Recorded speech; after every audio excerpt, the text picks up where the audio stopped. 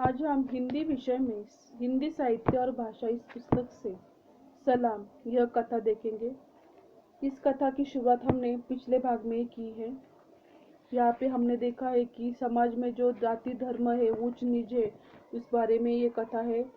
और ये कथा सामाजिक जो जाति प्रथा जो है, पारंपरिक रीति रिवाज, इसके विरोध में आवाज उठाई जाने वाली ये कथा है। वहाँ पे जो जाति है ब्राह्मण और जो जाति है नीच, वो जाति का वर्णन किया है और बहुत ही दिल को हिलाने वाली यह कहानी है। यहाँ पे हमने देखा है कि दो दोस्त है, हरीश और कमल। हरीश एक चूहेड़े जाति का है, कम जाति वाला है, और कमल ये जो है ब्राह्मण है। दोनों मित्रों के बीच में जाति की दरार कैसी होती है, यह हमने पिछले भाग में देखा। इससे आगे का जो उर्वरित भाग बचा है वो आज हम देखेंगे। जैसे कि उसकी माँ उसको समझाती है कमल को कि तुम उसके साथ मत रहो, उसके साथ दोस्ती मत करो, वो ऊंच नीच जात का मतलब समझाती है। फिर भी वो नहीं समझ पाता है क्योंकि दोनों में अच्छी घनिष्ठ दोस्ती होती है। फिर माँ उसे समझाती है कि बेटे, इनके संस्कार गलत होते हैं, ये छोटे लोग हैं, इनके साथ बैठने से बुरे विचार मन में पैदा हो जाते हैं। और भी कई बातें माँ ने बतलाई थी, लेकिन कमल के अनुभव इस सबसे भिन्न थे। लेकिन माँ ने जो बताया उससे भिन्न ही अनुभव उसको मिला है। माँ ने तर्कों से जब भी उबने लगा था, आखिर उसने माँ से वो पूछ ही लिया, तुम कभी उनके घर गई हो, उनसे मिली हो, फिर कैसे जानती हो कि वो बुरे लोग हैं? माँ अवाक होकर कमल का चेहरा देखने लगी। कमल की आंखों में गुस्सा नहीं था, ऐसा कुछ था जो धीरे धीरे बर्फ की तरह पिघल रहा था, जिसे वह पकड़ना चाहती थी पर उसकी पकड़ में नहीं आ रहा था। माँ ने हार कर एक समझौता कर लिया था, जिसकी जानकारी हरीश को कभी नहीं हुई थी। हरीश के खाने पीने के लिए कुछ बर्तन अलग रख दिए गए थे। तब से आज तक कमल एक ऐसी अंधेरी गलत से गली में चल रहा था जहाँ रोशनी का कोई कतरा दिखाई नहीं देता हो। उसे हमेशा लगता है जैसे वह हरीश से विश्वासघाती कर रहा है। कमल को ख्याल में डूबा देखकर हरीश ने उसे टोका, कहाँ खो गए हो, लो चाय पियो। एक देहाती लड़का चाय के 2 गिलास थामे खड़ा था। कमल ने एक गिलास उसके हाथ में ले लिया। चाय की चुस्की लेते हुए कमल का बिगड़ा हुआ मूड बदलने लगा। चाय पीने के बाद सिर दर्द से भी थोड़ा सा राहत मिलने लगी। सूरज सिर के ऊपर चढ़ गया था। शादी वाले घर में काफी चहल पहल थी। दोपहर के खाने में विशेष इंतजाम किया गया था। पास के कस्बे में नान और मीट बनाने के लिए कारीगर बुलाया गया था। पास की और वहां पे देखा है कि शादी के लिए तैयारी खाने की हो रही है। एक मोटा ताजा बकरा काटा गया था। पके हुए मीट और गर्म मसालों की महक पूरे आंगन में फैल गई थी। कुछ लोग सुबह से ही दारू पीने बैठ गए थे। काफी हो हल्ला होने लगा था। बच्चों की चिल्लापो अलग थी। बड़े बूढ़े हुक्के की गुड़ में अपने जमाने की याद कर रहे थे। औरतों की व्यस्तता कुछ अलग ही थी। हरीश की सास ने पुराने कपड़ों पर एक नई ओढ़नी डाल दी थी। दूल्हे को साथ लेकर उसे सलाम पर जाना था। हरीश के पिताजी कुछ परेशान दिखाई दे रहे थे। कमल ने परेशानी का कारण जानना चाहा तो वे टाल गए। सुबह से ही कुछ चल रहा था जिसका थोड़ा आभास कमल को हो गया था, लेकिन कोई भी उसके सामने खुलकर बात ही नहीं कर रहा था। हरीश ने ससुर जुम्मर ऋषिकेश में सरकारी कर्मचारी थे। परिवार गांव में रहता था। पारंपरिक जीवन था। गांव के कई परिवारों में साफ सफाई का काम हरीश के सास करती थी। जुम्मन की बड़ी लड़की बाप के साथ ऋषिकेश में ही रहती थी। सरकारी मकान थे। आस पड़ोस की सभी देखा देखी जुम्मन ने उसे भी स्कूल में भेज दिया था। देखते देखते उसने हाई स्कूल की परीक्षा पास कर ली। साथ ही उसमें सुघड़ता भी आ गई थी। और फिर आगे देखा कि अच्छा परिवेश पाकर उसमें बदलाव भी आ गया था।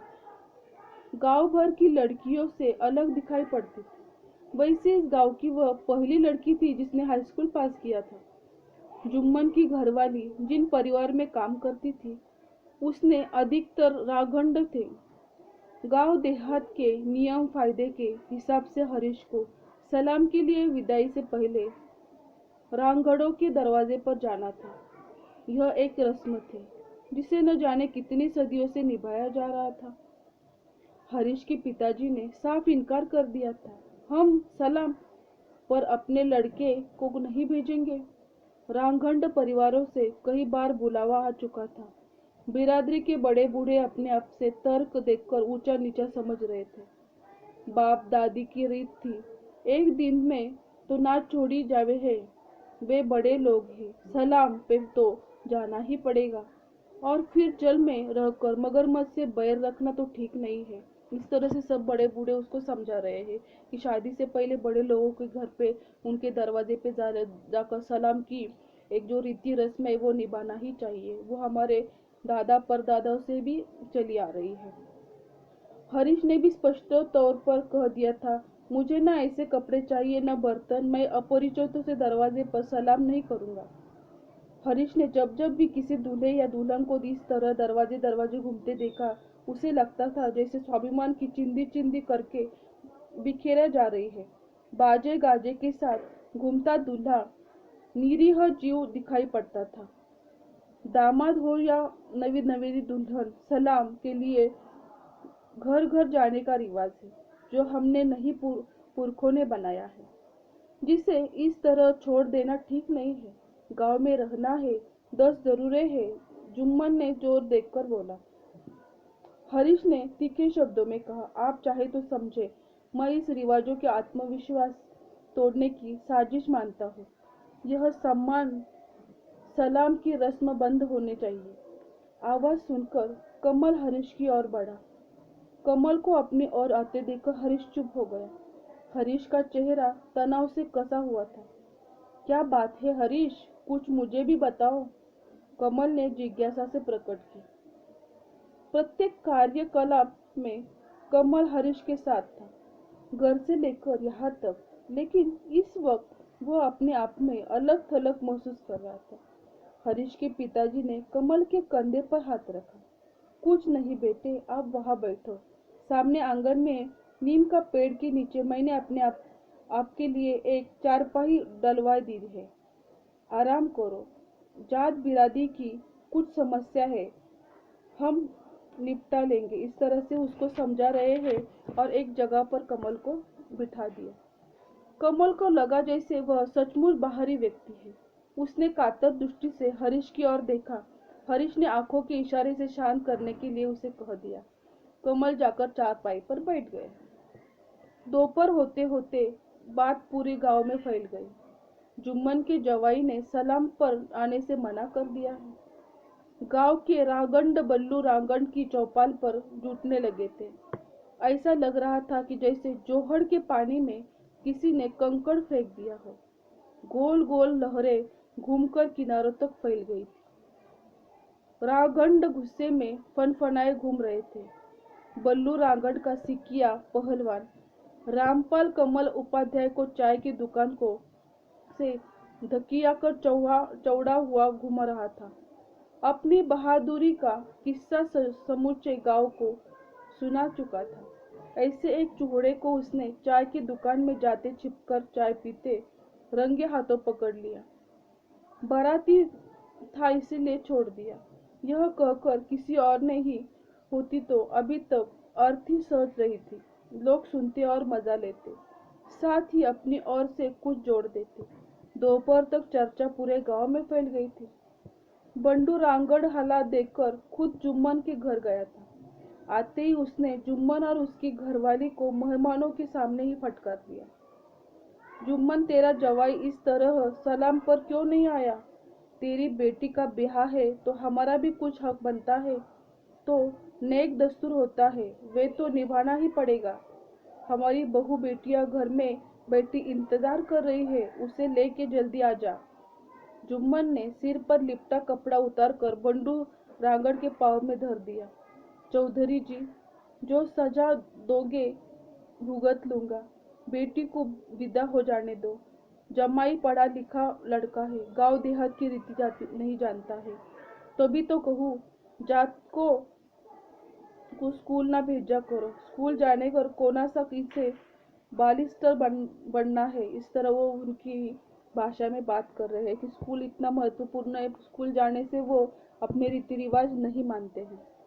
ऊपर से इनके दिमाग चढ़ गए, यो न घर के रहने या न घाट के। गांव की नाक तो तूने पहले ही कटवा दी है, जो लौंडिया को 10वीं पास कर दी। क्या जरूरत थी लड़की को पढ़ाने की, गांव की हवा बिगाड़ रही है। इस तरह जवाई सलाम पे जाने में मना कर रहा है, उसे समझा दे, सलाम के लिए जल्दी आवे। बल्लू ने फैसला सुनाया। जुम्मन ने गिड़गिड़ाकर रीरेहाट भरे हुए शब्दों में कहा, चौधरी जी, मेरी लाज रख लो, मैं तो थारा गुलाम हूँ। मेरा तो जीना मरना सब कुछ थारी ही गेल में है। तो कहोगे करूँगा, बस करके बेटी की विदाई हो जाने दो, मैं थारे पाँव में नाक रगड़ूं। इस तरह से लड़की का बाप उसके सामने झुक रहा है, बल्लू रागंड के सामने। लेकिन ये जो बल्लू रागंड है, उसका गुस्से में फनफनाता हुआ वो चला गया। जाते जाते चेतावनी देकर बोला, इस शहर वालों को हन देना, कौवा कौवा कभी भी हंस ना बन सके हो। बल्लू के जाते ही कमल ने हरीश से पूछा, कौन था यह, इस तरह डगा धमका क्यों रहा था। हरीश ने चुप का इशारा किया। सभी भय से सहम गए थे। बल्लू राघंड ने जाते ही विदाई की तैयारी शुरू हो गई। जुम्मन के जाते ही जाट बिरादरी की स्त्रिया को हिदायत दे दी गई थी, टीके की रस्म जल्दी निपटाए, बिना हो हल्ले के राघंड कभी भी रौला कर सकते। शादी की सारी चहल पहल पर भी सन्नाटे में सिमट कर बदल गई थी। इसी सन्नाटे का शोर कमल उपाध्याय को बेचैन कर रहा था। उसका दम घुट रहा था। उसने हरीश को और देखा। हरीश की आंखों में आत्मविश्वास और स्वाभिमान के उगते सूरज की चमक दिखाई पड़ रही थी। दोनों ने एक दूसरे का हाथ गर्मजोशी में दबाया, आंखों ही आंखों में एक दूसरे को आश्वस्त किया। नीम के पेड़ पर हरी नर्म पत्तियां हिल रही थी, मानो हौसला दे रही हो। जल्दी जल्दी बारात को खाना खिलाया गया।